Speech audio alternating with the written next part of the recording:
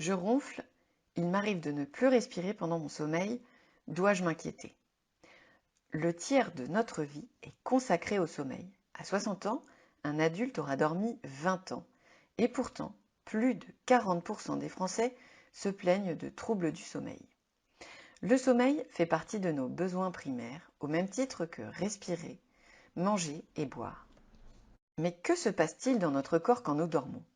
Au cours de la nuit, la température de notre corps, la respiration, les activités du cerveau, du cœur et des muscles, ainsi que la production d'hormones, varient à chaque phase du sommeil. Chaque nuit, les adultes ont environ 6 à 8 cycles de sommeil. Chaque cycle se divise en 3 phases. Le sommeil lent est composé de l'endormissement, puis le sommeil lent léger, du sommeil lent profond.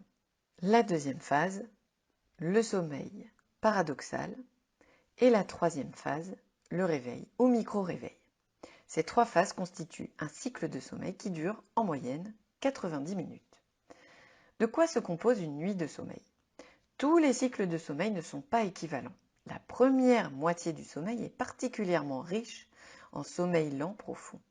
Le sommeil profond représente un moment clé pour l'attention et la concentration, la mémorisation des connaissances et des souvenirs, la sécrétion d'hormones qui favorisent la croissance, la cicatrisation et le système immunitaire. La deuxième moitié du sommeil est particulièrement riche en sommeil lent léger et en sommeil paradoxal. Le sommeil paradoxal contribue à la mémorisation des compétences motrices, par exemple l'apprentissage d'un sport, d'un instrument de musique. Il stimule la créativité et régule l'humeur par son rôle essentiel dans l'équilibre psychique et émotionnel. Le manque chronique de sommeil. Le manque chronique de sommeil est le plus souvent quantitatif, coucher trop tardif par rapport à l'heure programmée du lever. Mais il peut être aussi qualitatif, ronflement, apnée du sommeil, mouvement périodique de jambes, insomnie. Le manque de sommeil ou le mauvais sommeil impacte donc la qualité de notre vie.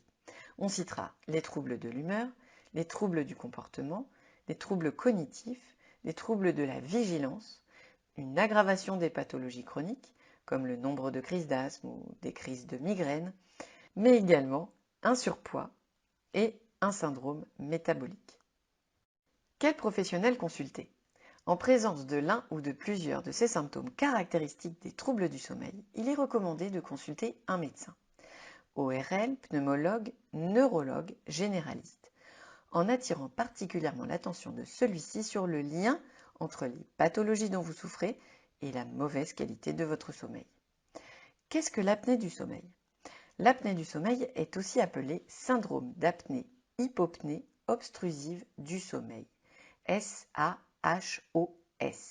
Elle se caractérise par des interruptions, apnée, ou réduction, hypopnée, de la respiration durant le sommeil.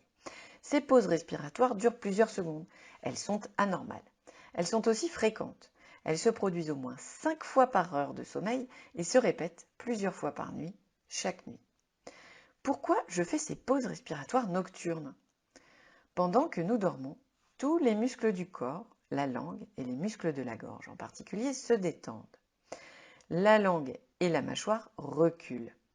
La langue reculée réduit le passage de l'air des voies respiratoires. Cela entraîne d'abord un syndrome de haute résistance respiratoire, pouvant aller jusqu'aux obstructions répétées, complètes ou partielles, des conduits respiratoires de l'arrière-gorge. Le corps lutte pour respirer, mais l'air reste bloqué par la langue. Si vous présentez des amygdales volumineuses, hypertrophiées, des cornées inflammatoires situées dans le nez, un frein de langue trop court, appelé frein restrictif, ou des allergies, votre capacité à respirer sera encore plus réduite. Cette réduction ou interruption de la ventilation pendant le sommeil provoque un manque en oxygène. Le taux d'oxygène dans le sang diminue alors considérablement et le cœur doit alors travailler plus pour compenser ce déséquilibre. Le cerveau réagit et provoque alors un réveil pour déclencher une reprise de la respiration. Ces éveils sont de courte durée, on parle de micro-réveils. Ces micro-réveils associés à un ronflement nocturne et ou à une somnolence diurne auront pour conséquence un sommeil très perturbé, saccadé et de mauvaise qualité. À quoi dois-je faire attention? Les signes qui doivent vous alerter sont des ronflements audibles, dont l'intensité peut varier, une respiration bouche ouverte, sensation de bouche sèche au réveil, une transpiration excessive, des auréoles sur l'oreiller, un sommeil agité, des éveils nocturnes fréquents, le besoin d'uriner souvent, nicturie et des sentiments d'étouffement. Pourquoi est-il si important de respirer par le nez? Une bonne respiration, physiologique et fonctionnelle, s'effectue uniquement par le nez. La respiration buccale, avec la bouche, est réservée à l'effort. L'air que nous inspirons est souvent froid, sec et pollué. La respiration par le nez permet à l'air de s'humidifier au contact des muqueuses. Il va se réchauffer grâce aux cils et se filtrer avec la sécrétion du mucus. Le nez assure un rôle de défense immunitaire.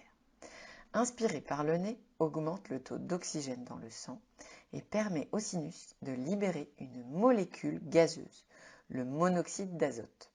Le monoxyde d'azote ouvre le volume des bronches, il est donc bronchodilatateur, le volume des vaisseaux, vasodilatateur, et c'est également un anti-inflammatoire puissant. Il favorise la circulation du sang vers tous les organes. Le monoxyde d'azote joue également un rôle de connecteur entre les cellules nerveuses utilisées dans la mémorisation, neurotransmetteur. Le nez a donc un rôle essentiel et vital pour notre santé. Malheureusement, chez beaucoup d'enfants et d'adultes, la respiration habituelle, de jour comme de nuit, est buccale. Laisser la bouche constamment entr'ouverte, c'est se priver de toutes les fonctionnalités nasales. Pourquoi consulter l'orthophoniste? L'orthophoniste pourra proposer une rééducation myofonctionnelle, éducation neuromusculaire. Ces soins corrigent les habitudes motrices pathologiques et permettent, grâce à une tonification des muscles, de maintenir une ouverture de l'arrière-gorge, le pharynx, durant le sommeil. Cela va favoriser une respiration nasale. Cette rééducation assurera également une bonne position de la langue au repos et lorsqu'on avale. Déglutition fonctionnelle. Le sommeil est un besoin fondamental de l'être humain. Il permet de maintenir de bonnes conditions physiques, cognitives et psychiques. Un sommeil de bonne qualité est donc essentiel. Pendant que vous dormez, vous consolidez votre mémoire, stimulez vos défenses immunitaires, éliminez les toxines, reconstituez des stocks énergétiques des cellules musculaires et nerveuses, régulez votre humeur. Il est fondamental de restaurer une respiration nasale de jour comme de nuit.